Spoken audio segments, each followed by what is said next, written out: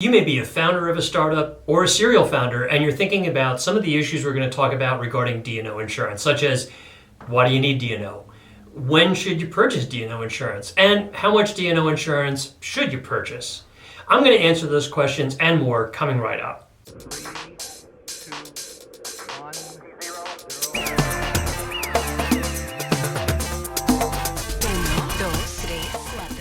Hi, I'm Gordon Coyle, and I specialize in working with startups in a variety of fields, but technology has been one of my greatest interests for years. And this includes firms in software, app development, e-commerce, biotech, fintech, life sciences, and more.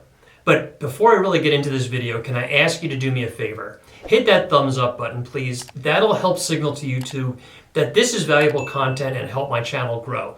Thanks. Okay, so maybe a good place to start is answering the question, what is D&O insurance? D&O, or Directors and Officers Liability Insurance, protects a company's decision makers from claims and lawsuits which allege certain wrongful acts in managing the company. Claims can come from shareholders, investors, lenders, regulators, competitors, and many others.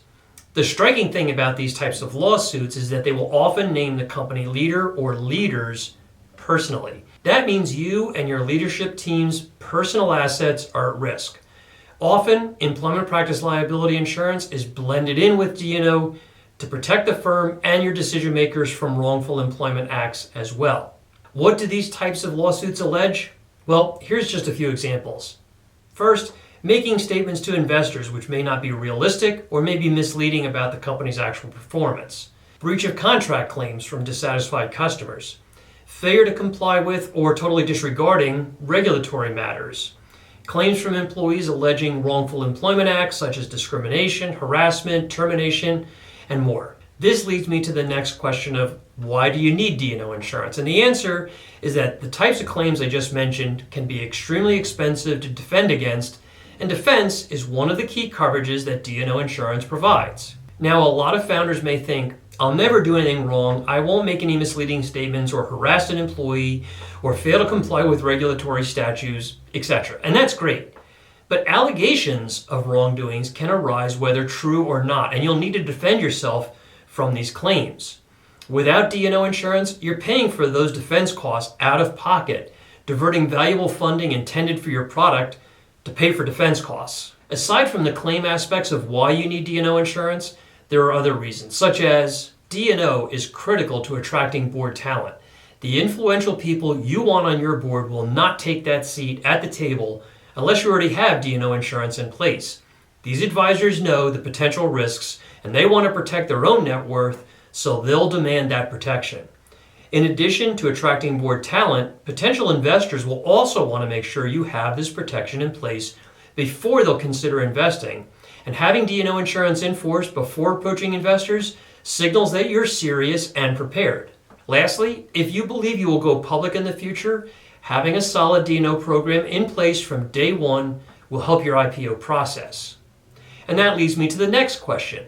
When should you purchase D&O insurance? And it's a good question.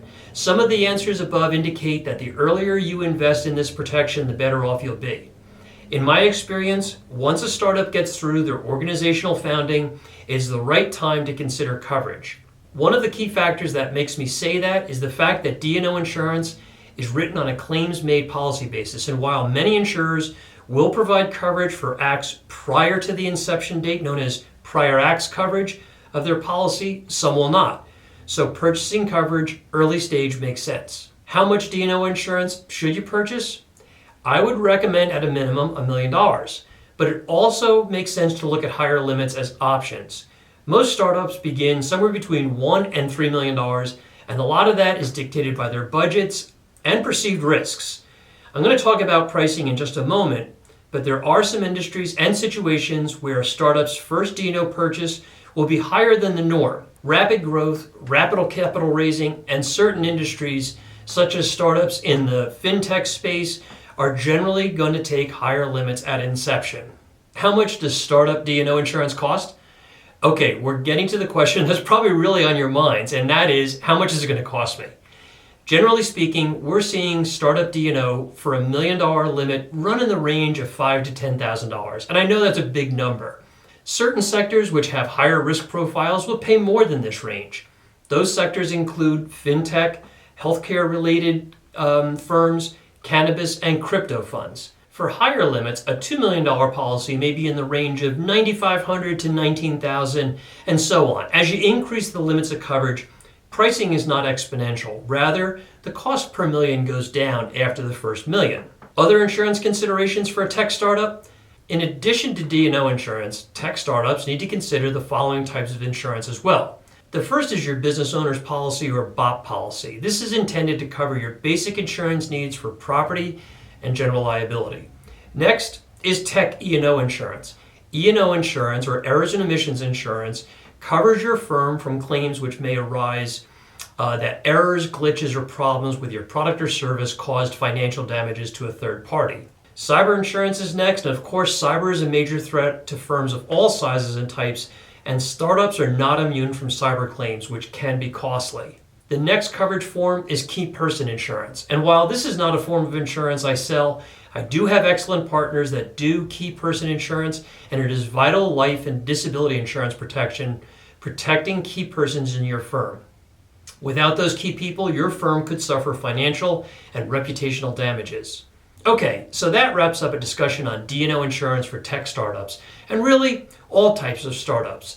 If you're looking for an expert insurance broker that'll help guide you through these issues and work with you to understand the risks and how to make the best buying decisions, I hope you'll consider working with me. Give me a call or drop me an email, and there's even a link in the description box below where you can schedule a call on my calendar. However you want to connect is fine with me. When we chat, I promise, no hardcore selling or any gimmicks, just some conversation around how I can help you and your startup get up and off the ground. Thanks.